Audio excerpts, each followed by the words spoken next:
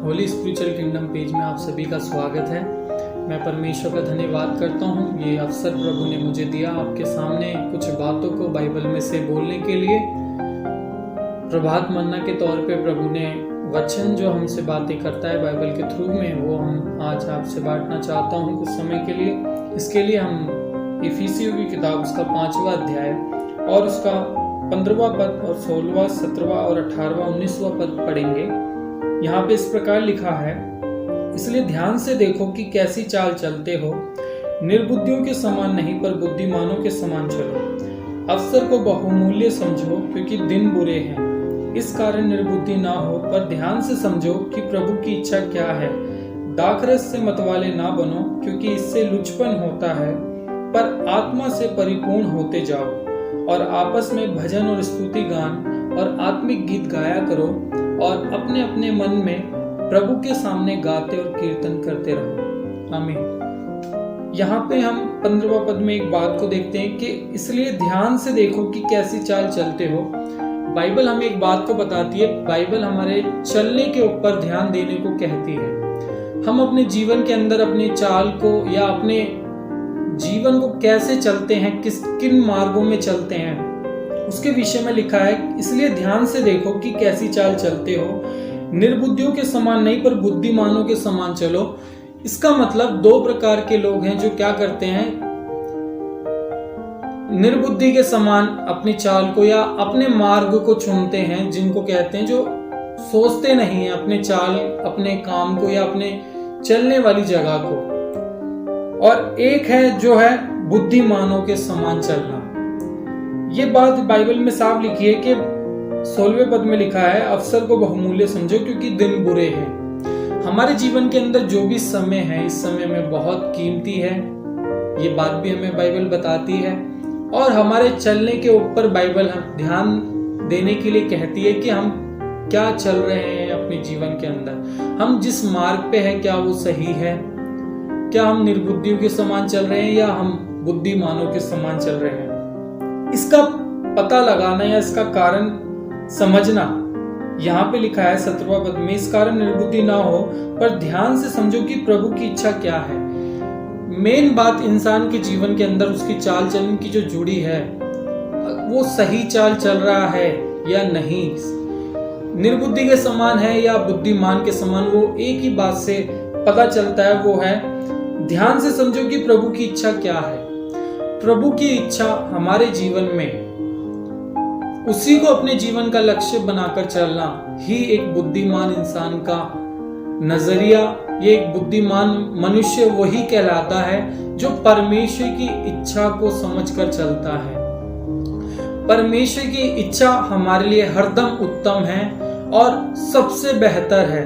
हमारे माँ बापों से भी ज्यादा बढ़कर, हमारे प्रेम रखने वालों से भी बढ़कर प्रेम करने वाला परमेश्वर हमारा मार्ग, हमारे को किस मार्ग पे चलना चाहिए, इस बात का मार्गदर्शन करता है। इस बात को हम देख सकते हैं कि हमारे पास चलने के लिए या जिस मार्ग पे हमें चलना है उसमें हमें परमेश्वर की इच्छा जानना जरूरी है। आज हम अपने आप को अपने जीवन के अंदर देखें कि हम परमेश्वर की इच्छा के अनुसार जीवन जी रहे हैं या परमेश्वर के बताए मार्ग पर हैं या नहीं हैं। अगर हम परमेश्वर के बताए हुए मार्ग पर नहीं है, परमेश्वर की इच्छा के अनुसार जीवन नहीं जी रहे, तो हम क्या है, अपने जीवन को और अपने समय को दोनों को बर्बाद कर रहे हैं। जिसके लिए बाइबल कहती है निर्बुद्धियों के समान मत बनो बल्कि बुद्धिमानों के समान बनो और समय को बहुमूल्य समझो क्योंकि समय बहुत कीमती है। कभी भी एक समय जो गुजर जाता है वो गुजर गया, वापस नहीं आ सकता लौटकर। जैसे इंसान की उम्र है जो बढ़ती रहती है, कभी घटती नहीं है बल्कि बढ़ती ही जाती है। यही बात हमारे जीवन में लागू होती है यदि हम परमेश्वर के प्रति, परमेश्वर की बातों के प्रति गंभीर हैं और परमेश्वर के बताए हुए मार्गों पे चलते हैं, तब हम एक बुद्धिमान इंसान कहलाए जाते हैं और हम एक सही मार्ग को चुन के अपने जीवन में चल रहे हैं, जहां पर हमें कभी भी कोई निराशा या कोई पछतावा नहीं होगा। यदि हम अपने जीवन के अंदर गलत मार्गों को चुन लेते हैं या परमेश्वर की इच्छा के हित में नहीं करते, तो हमें जरूर एक समय ऐसा आएगा जब हमें पछताना पड़ेगा अपने मार्ग को लेकर कि जो मैंने मार्ग चुना वो गलत था। या जिस मार्ग पे मैंने समय बिताया वो व्यर्थ चला गया। अगर मैंने परमेश्वर की इच्छा या मनसा को महत्व दिया होता, जाना होता, तो क्या होता, मेरे जीवन के अंदर वो समय व्यर्थ नहीं जाता, वो मार्ग गलत मेरे जीवन में नहीं आता। इसका महत्वपूर्ण कारण यही है कि हमारे जीवन के अंदर हमें परमेश्वर की इच्छा के अनुरूप और उस मार्ग की ओर चलना चाहिए जहाँ पे परमेश्वर हमारा मार्गदर्शन करते हैं, जहाँ पे प्रभु का वचन हमें बताता है। आगे इस प्रकार लिखा हुआ है 18 पद में, दाखरस से मतवाले ना बनो, क्योंकि इससे लुचपन होता है, पर आत्मा से परिपूर्ण होते जाओ। यहाँ पे दो बातें मुख्य तौर पे लिखी गई है। एक है शरीर में किए गए शरीर के काम जो संसार में देखने को मिलते हैं, वो है मतवालापन या दाखरस से शराब पी के मतवाले हो जाना।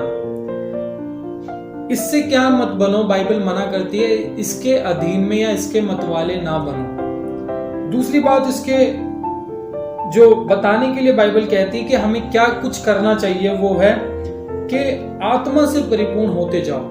हमारे जीवन को कंट्रोल करने वाली चीज, हमारे जीवन को सही मार्गदर्शन देने वाली चीज जो है वो पवित्र आत्मा है। हमारे जीवन को सही मार्ग पे चलाने वाली जो एक मुख्य कड़ी है वो पवित्र आत्मा है।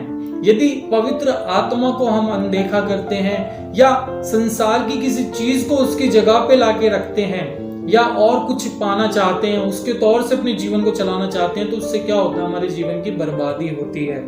यहाँ पे साफ लिखा है, दाखरस से मतवाले ना बनो, क्योंकि इससे लुचपन होता है, इससे सारे झगड़े होते हैं, इससे वखंडे या इससे सब प्रकार की अनर्थ की रीति, कुछ भी भलाई इसमें से नहीं निकलती, बर्बादी ही होती है।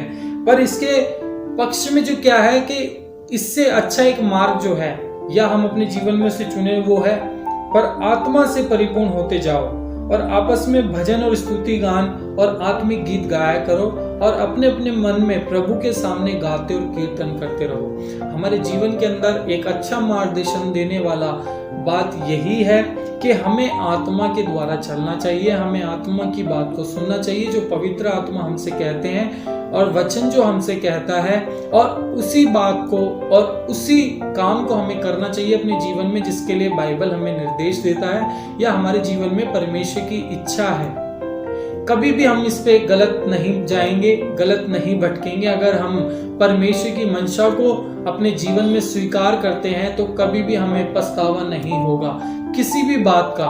अगर हम परमेश्वर के प्रति वफादार होकर सही समय अपना परमेश्वर में लगा के खर्च करते हैं तो हमें अपने समय पे और अपने जीवन के लिए कभी पछतावा नहीं होगा कि जो मैंने मार्ग लिया या मैंने जो समय खर्च किया परमेश्वर की उपस्थिति में बैठ के वचन सुना या परमेश्वर की इच्छा के अनुसार मैं जिया। जैसे यहाँ पे लिखा है, भजन और आत्मिक गीत गाया करो, स्तुति गान किया करो और प्रभु की स्तुति किया करो। प्रियो, आज की इस वचन के द्वारा हम यही देख सकते हैं अपने जीवन को कि हम अपने चाल चलन को कैसे और अपने समय को भी कैसे परमेश्वर की ओर लगाकर या परमेश्वर में ही रखकर चलने से हमारे जीवन की उन्नति है। आमीन। इस बातों के द्वारा प्रभु आप सबको आशीष दे। सबको जय मसीह की।